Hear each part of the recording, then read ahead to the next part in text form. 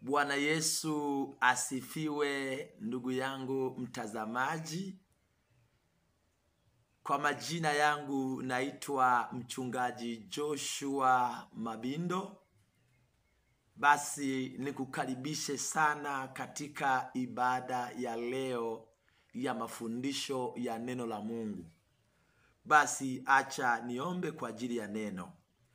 Bwana Mungu, ninakushukuru sana kwa matendo yako ya ajabu. Ninakushukuru Mungu kwa ajili ya siku njema kabisa ya leo ambayo Mungu umetupa. Asante kwa huyu mtazamaji. Tazama sasa tunakwenda kulisikia neno. Ninakuomba Mungu uliyeziumba mbingu na nchi, ukatufundishe leo, ukaseme na kila mmoja mmoja. Katika jina la Yesu Kristo wa Nazareti ali hai. Baba, nimeomba haya na nimeamini kupitia jina la Yesu. Amen. Ndugu yangu, Mungu akubariki sana. Karibu sana. Ninaamini kwa hiki ambacho Mungu ametuandalia kwa muda huu mchache utabarikiwa sana. Tutajifunza somo linasema ya kwamba kusubiri. Ninapozungumza kwa habari ya kusubiri, ni jambo ambalo lipo na linaeleweka kabisa. Kila mtu anajua ninapozungumza kwa habari ya kusubiri. Ninapozungumza kwa habari ya kusubiri, ninamaanisha kungoja. Sasa kwenye haya maisha ya duniani hapa, ndugu yangu, jambo la kusubiri ni jambo la msingi sana. Narudia, kwenye haya maisha ya hapa duniani au kwenye maisha ya wokovu, jambo la kusubiri ni jambo la msingi sana. Na maanisha ya kwamba wewe ambaye umemwamini Mungu, lazima uwe na hichi kipengele cha kusubiri. Kwa nini nakwambia hivyo? Kwa nini nakwambia hivyo? Ndugu yangu, usipokuwa na hichi kipengele cha kusubiri, maana yake nini? Hauwezi ukafika popote. Lakini kama unataka ufike hatua uliyoikusudia, lazima uwe mtu wa kusubiria. Hasa wanadamu wengi wa leo wamekosa hiki kipengele, wameshindwa kusubiri. Wapendwa, baraka za Mungu zipo, lakini imekupasa usubiri. Unajua huyu Mungu anasema ya kwamba yeye ni mwaminifu. Ni mwaminifu sana. Kwa kama ni mwaminifu, imekupasa usubiri.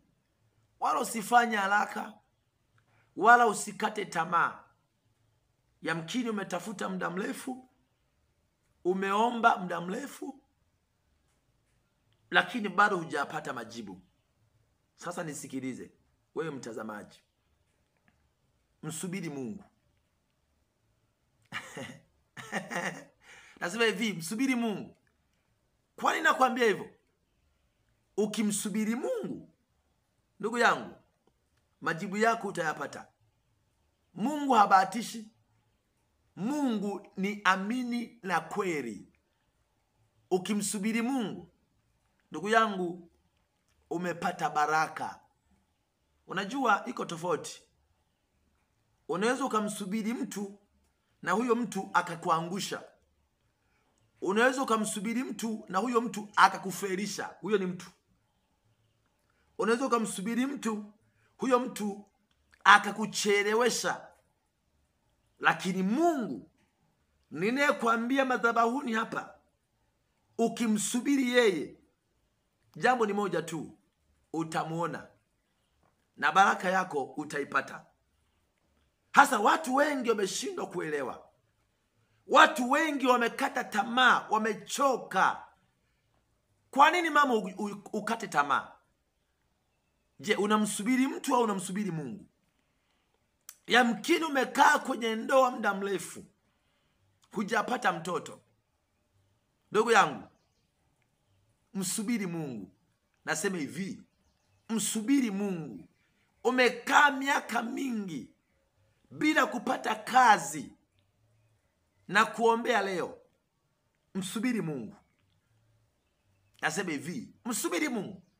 Hakuna haja ya kukata tamaa. Hakuna haja ya kuvunjika moyo. Hakuna haja ya kuacha wokovu. Wengine hadi wamefikia hatua mbaya, wametamani wamuache Yesu. Usiwe na huo moyo mama, kijana, binti yangu. Usiwe na huo moyo, usifikie hiyo hatua. Huyu Mungu ambaye umemtegemea, yeye ni mwaminifu. Kinachotakiwa, unatakiwa umsubiri. Ukisoma kwenye kile kitabu cha Methali ile sura ya 8 na ule mstari wa 34 na mstari wa 35, inasema hivi. Methali 8:34 na ule mstari wa 35 inasema hivi: anaheri mtu yule anisikilizaye, akisubiri siku zote malangoni pangu, akigoja penye vizingiti vya milango yangu. Biblia inasema ya kwamba anaheri mtu yule anisikilizaye, akisubiri malangoni pangu. Kumbe amebarikiwa mtu yule ambaye anayemsikiliza Mungu, jambo la kwanza. Jambo la pili, anaheri mtu yule ambaye akisubiri. Kumbe ukiwa mtu wa kusubiri, wewe umebarikiwa. Nisikilize ndugu yangu mtazamaji, ninakwambia neno la uhakika.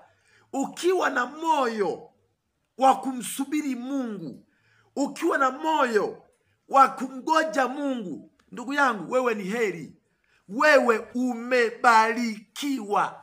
Kumbe yoyote aliyesubiri, yoyote mwenye roho ya kusubiri, huyo mtu sio wa kawaida. Kwa nini nakwambia hivyo?